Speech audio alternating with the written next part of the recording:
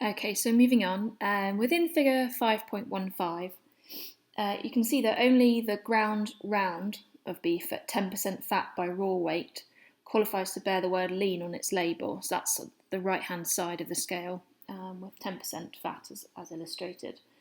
So 10 grams of fat and 4 grams of saturated fat per 100 grams of food is what makes this food able to be labelled as lean. The turkey mince is probably leg at 15% content, or a mixture of leg and ground leg meat and ground breast meat, hence the 15%, possibly with a source of added fat from processing, in case you were surprised by seeing ground turkey as a higher fat option than ground round beef. And then in this figure, 5.16, let me just explain what this is showing. So in the red boxes, they indicate foods where lipid content of that food warrants moderation in their use. The green boxes labelling those products indicate lower fat choices. So on the left, we have sort of 1% or lower content dairy products, and on the right, greater than a 1% equivalent product of dairy.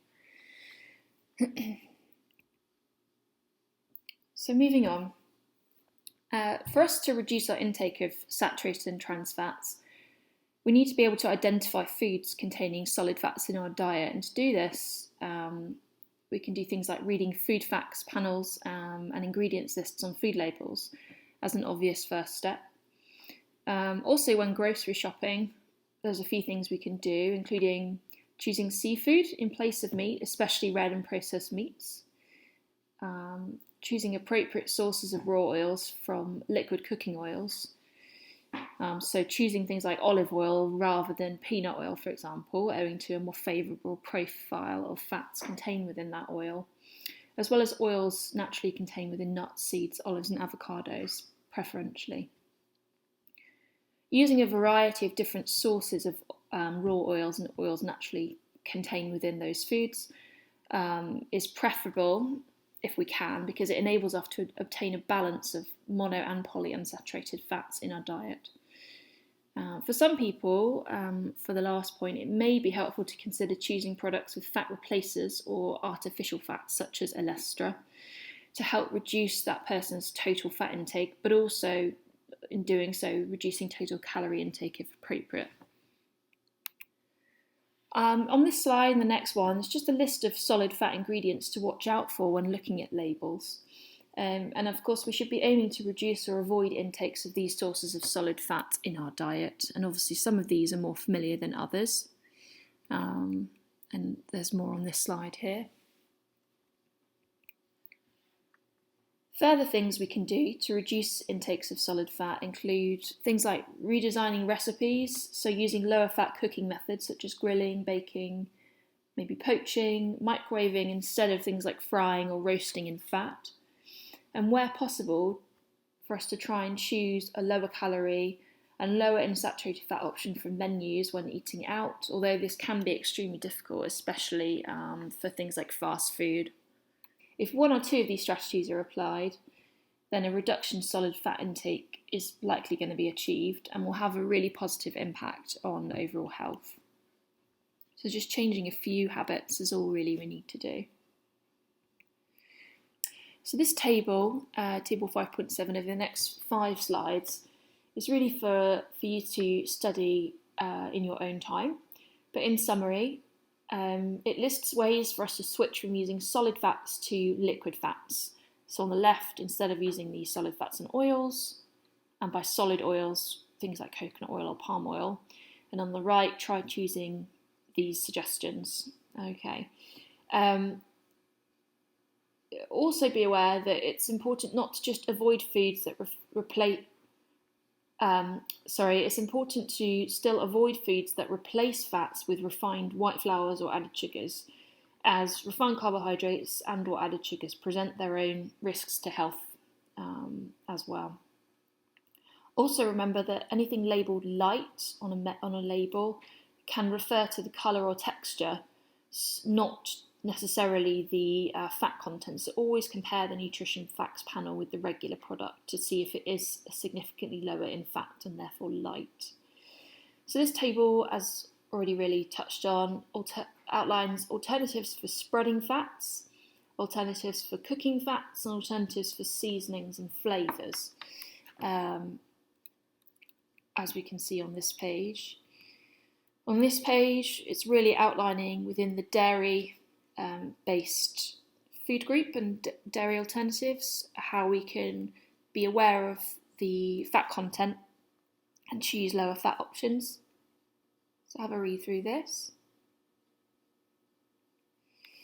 Moving on, regarding protein food swap suggestions. So there are some suggestions here for us to be mindful of. Really, it's a net cutting out of processed and red meat and swapping for leaner alternatives or meat alternatives altogether, as well as doing obvious things like trimming skin off poultry and choosing more healthful fish and seafood options.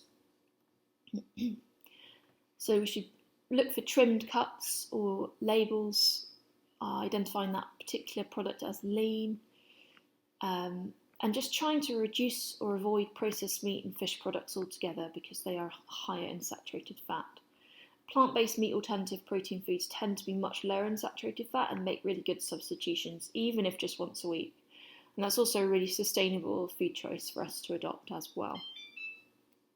Pause. The table continues now to highlight grain and dessert-based sources of solid fats and swap suggestions. So choosing crackers, not chips, reduced fat and salt varieties where possible, trying to snack on fruit, not cookies, for example, checking the label on breakfast cereals. Sometimes healthy granola-style cereals can be loaded with added solid fats and sugars. Choosing tomato and not cream or cheese-based pasta dishes. Being aware also that ramen-style noodles are often fried in saturated oils during the processing of that product before they're dried out.